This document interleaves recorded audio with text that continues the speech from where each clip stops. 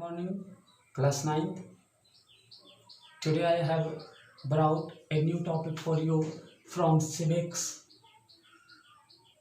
the constitutional design, the third clip of this chapter. In previous two clips, you have read these 3 points. The first point, apartheid system of South Africa, in which you have already known about the segregation policy of colonial government of South Africa and towards a new constitution of South Africa. You all you have already known about Africa got its independence at 1994 and drafted a new constitution which was a which was very important for all the worlds. And third topic of previous clips is need of constitution, why we need a constitution, in which you have read oppressed oppressors, both of them are agreed to live together in South African sovereignty and decided to become a solution of this country and drafted a new constitution.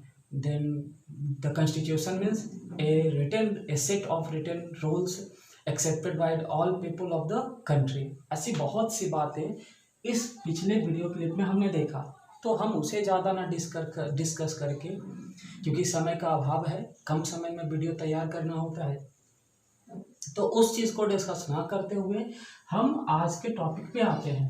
The topic of today is making of the Indian constitution. This is the only one topic, and the subtopics of this topic is the path to constitution and the constituent assembly. It means आज का जो topic है बहुत interesting है. कैसे? आज हम जानेंगे इंडिया के बारे में कि इंडिया भी तो कॉलोनियल गवर्नमेंट के अंदर था लगभग 200 साल तक. जब ये इंडिपेंडेंट हुआ तो इसने अपने कंट्री के लिए कैसे कॉन्स्टिट्यूशन बनाया, इस बात को ही आज डिस्कस करने वाले हैं हम. तो आपको कॉन्स्टिट्यूशन के बारे में बहुत सी जानकारी यहाँ पे आपको मिलने वाली है. तो let's start this topic. India, south Africa की तरह इंडिया भी क्या था? इंडिया भी बहुत परेशानियों से घिरा हुआ था. जब ब्रिटिश ने इंडिया को रिलीज किया, इंडिया को इंडिपेंडेंट किया, तो इसके सामने समस्या खड़ी हो गई. समस्या क्या खड़ी हुई, आप ध्यान से यहाँ पे देखिए. The first problem before the Indian constitution makers are religious partitions. Second, violence of the people. Third, problems of princely states and futures of the country. Religious partition, हमारे कंट्री को क्या किया गया था? धर्म के आधार पे दो भाग में बांटा गया था, इंडिया और पाकिस्तान, जिसके वजह से लोगों के बीच में हिंसा हुई. एंड लगभग ऐसा सुनने में आता है या माना जाता है कि 10 लाख से ज़्यादा लोग दोनों ओर से इस रिलीजियस वायलेंस में मारे गए. ये समस्या थी हमारे देश के सामने. तीसरा क्या था कि जो प्रिंसली स्टेट्स था, यानी यहाँ पे जो छोटे छोटे राज्य थे, ऐसा है कि लगभग उस समय छोटे छोटे राज्य जिसकी आकार एक डिस्ट्रिक्ट से भी कम हो, ऐसे छोटे छोटे राज्य 1600 थे और उन पे एक कोई छोटा छोटा राजा राज शासन करता था, उसे प्रिंसली स्टेट्स कहा जाता था. तो इन प्रिंसली स्टेट्स के समस्या क्या थी कि जब ब्रिटिश इंडिपेंडेंट हुआ तो इनको परमिशन दे दिया कि आप चाहो तो इंडिया के साथ रहो, या फिर आप पाकिस्तान के साथ रहो, या फिर आप इंडिपेंडेंट हो जाओ. तो ऐसे तो इंडिया पूरा का पूरा क्या हो जाता, टूट जाता इस प्रिंसली स्टेट्स के प्रॉब्लम से. एंड जब कॉन्स्टिट्यूशन बनी तो इनको ये बात चिंता सताने लगी कि जब कॉन्स्टिट्यूशन बनेगी तो आने वाले समय में क्या ये कंटिन्यू स्मूथली रन कर पाएगा. आज हम लोग प्रेजेंट में देख रहे हैं कि कॉन्स्टिट्यूशन बना 1947 1949 में, बट अभी तक वो विभाजित नहीं हुआ. लेकिन उस समय तो ये चिंता थी कि कैसा नियम बनाया जाए कि जो हमारे देश को टूटने ना दे. तो ये समस्या थी. एंड इन समस्या को सुलझाने के लिए ही हम अगले टॉपिक पे चलते हैं. और अगला टॉपिक है क्या, पाथ टू द कॉन्स्टिट्यूशन, यानी हमारे इंडिया में कॉन्स्टिट्यूशन बनाने का जरिया क्या था. साउथ अफ्रीका की तरह इंडिया में एक सुविधा था कि इंडिया में साउथ अफ्रीका की तरह 2 साल 3 साल बैठ कर डिस्कशन नहीं करना पड़ा, क्योंकि इंडिया के अंदर कॉन्स्टिट्यूशन बनाने का जो रास्ता था उसका डिस्कशन बहुत फ्रीडम स्ट्रगल के समय हो गया था, जब फ्रीडम फाइटर्स आज़ादी के लिए फाइट कर रहे थे, उसी समय इसका बहुत सा रास्ता निकल के आ गया था। एंड इन लोगों ने क्या किया, बस उसको प्योरीफाई किया।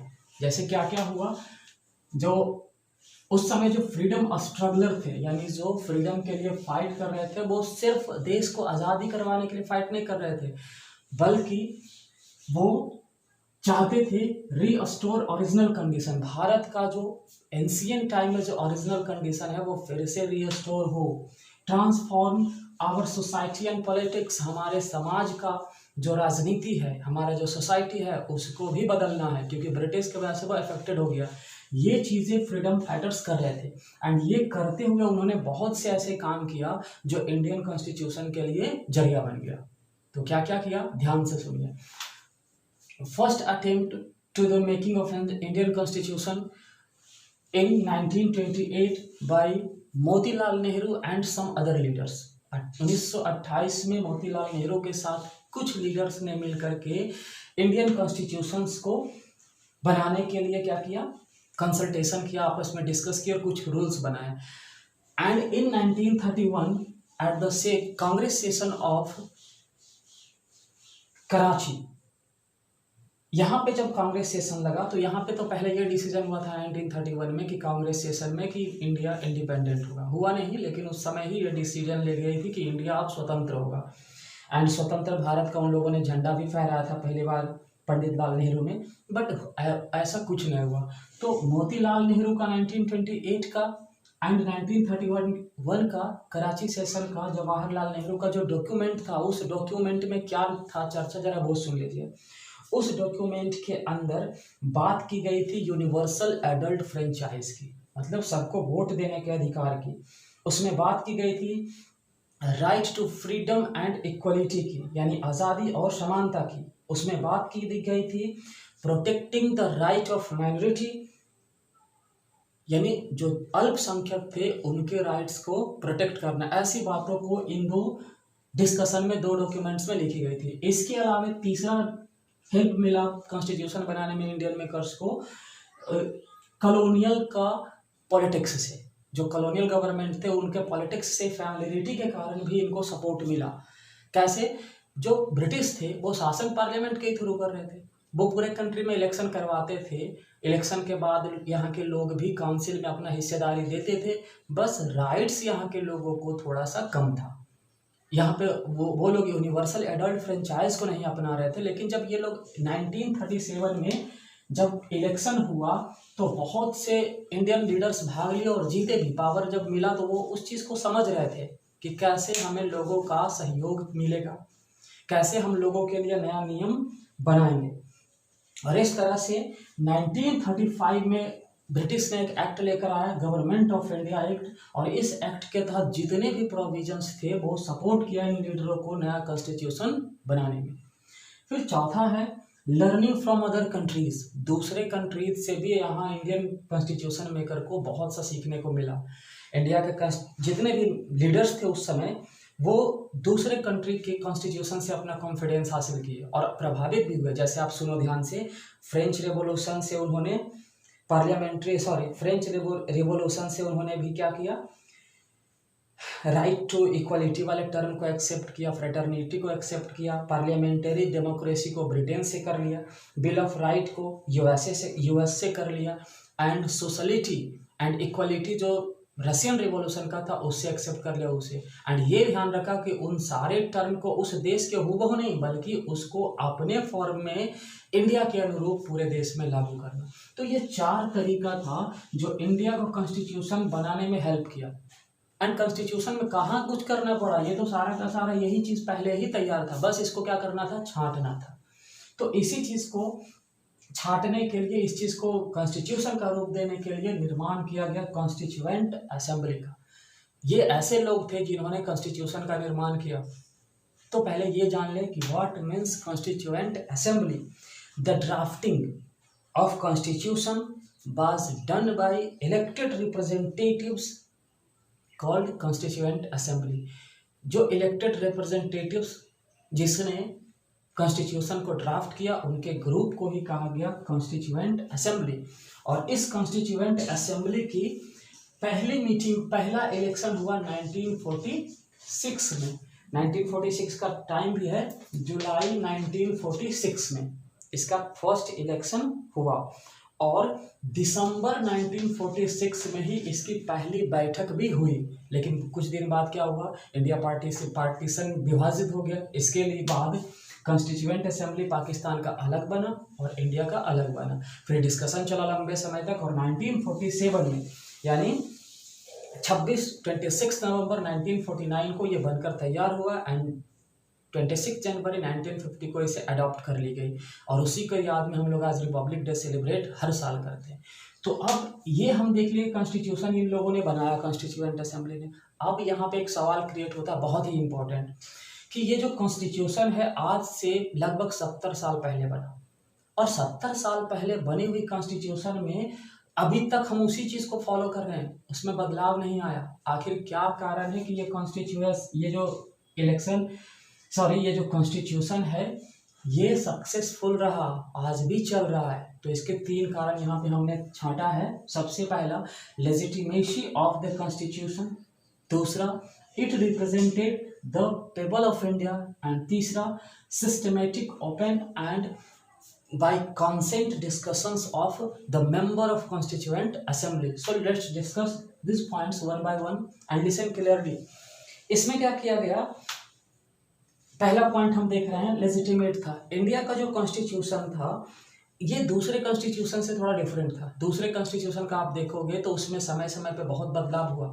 दूसरे देशों के कॉन्स्टिट्यूशन में तो कहीं कहीं एक ही पेज में कॉन्स्टिट्यूशन लिख दी गई, लेकिन इंडिया के कॉन्स्टिट्यूशन में क्या हुआ, इंडिया का कॉन्स्टिट्यूशन जो है आज तक इसके ऊपर, हाँ कुछ लोगों ने, कुछ ग्रुप ने सवाल किया इसके प्रोविजन पे, लेकिन आज तक कोई भी सोशल ग्रुप, पॉलिटिकल पार्टी इसके वैधता पे यानी इसके लेजिटिमेसी पे आज तक सवाल नहीं किया, इसीलिए ये बरकरार है।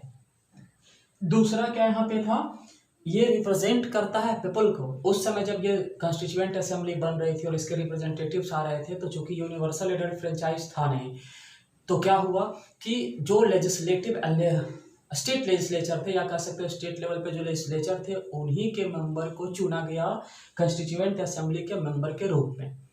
और ये जो मेंबर होते थे हर देश तबके से, हर लैंग्वेज से, हर रिलीजन से आप पार्टिसिपेट किए कॉन्स्टिट्यूशन बनाने में। और जब ये मेंबर्स इलेक्ट होकर के आए तो ये पूरे कंट्री को लीड कर रहे थे, और पूरे कंट्री के मेंबर्स यहाँ पे एक साथ बैठे। उन लोगों ने क्या किया, इस पर डिस्कशन स्टार्ट किया। तो कंट्री के अलग अलग हिस्से से जब कंबाइन होकर आए तो कंट्री के सारे समस्या को वो साथ में लेकर आए, और उन समस्याओं पर डिस्कशन हुआ और वो सक्सेसफुल रहा। तो ये जो थे ये रिप्रेजेंटेटिव्स, ये लोगों को तो ही रिप्रेजेंट कर रहे थे, तो लोगों की समस्या को ही तो इन्होंने रूल बनाया, तो ये टूटने का बात सवाल ही नहीं पैदा होता है। फिर तीसरा और सबसे इम्पोर्टेंट था इसका सफल होने का, systematic working of the members of constitution. जब मेंबर ये बैठे तो मेंबर बैठने के बाद क्या हुआ, डिसाइड हुआ कि एक ग्रुप बनेगा लिखने वाला।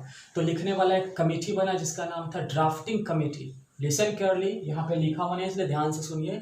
लिखने वाला एक ग्रुप बना जिसको कहा गया ड्राफ्टिंग कमेटी, और उसका एक हेड बना जिसे कहा गया जिसका नाम था डॉक्टर भीमराव अंबेडकर। और इस कमेटी ने क्या किया, डिस्कशन स्टार्ट किया। कहा क्या जाता है यहाँ पे दिया हुआ है, 1 सेकेंड, कि ये जो कॉन्स्टिट्यूशन था इसमें 2000 बार अमेंडमेंट हुआ, सुधार हुआ, हर एक पहलू पे, हर एक सेंटेंस पे एक एक लाइन डिस्कस की गई। एंड जब वो ये डिस्कशन चला तो उसे छांटा गया, और उसके ऊपर एक 114 डेज 114 दिन तक बहस हुई। एंड उसको बहस होने के बाद जब वो सक्सेसफुल हुआ तब उसे रिटेन फॉर्म दिया गया। तो ये जो बहस चला इसी को कहा गया कॉन्स्टिट्यूएंट असेंबली डिबेट। एंड इस बहस के बाद क्या हुआ, ये जब बन के तैयार हुआ, लिखा गया, तो 12 बल्कि वॉल्यूम बना, बहुत ही विशाल 12 वॉल्यूम तैयार हुआ उस बुक का। एंड वही इंडिया का कॉन्स्टिट्यूशन बना, जो पूरे वर्ल्ड में सबसे बड़ा और सबसे विशाल कॉन्स्टिट्यूशन माना जाता है। ऐसा एक भी नियम या एक भी समस्या नहीं है जिसका डिस्कशन हमारे संविधान में ना हो। अब कोई भी एक छोटा सा भी प्रश्न उठाइए, उससे रिलेटेड लॉ आर्टिकल्स इस कॉन्स्टिट्यूशन में आपको मिल जाएगा।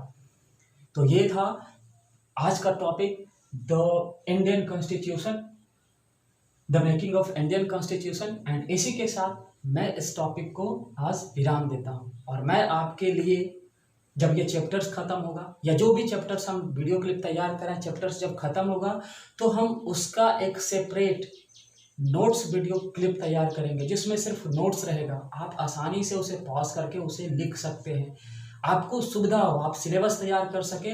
मेरा बस यही एम है, आप सही वे में इस साल भर इस कोरोना पैंडेमिक के दौर में आप सही से पढ़ सकें। मेरा सब्जेक्ट या आपका जो एसएसटी सब्जेक्ट है उसे आप तैयार कर सके सिस्टमेटिक वे में। यही इसीलिए मैं ये वीडियो इतना मेहनत करके बनाना शुरू किया हूँ। सो आज के लिए बस इतना ही, दैट्स ऑल।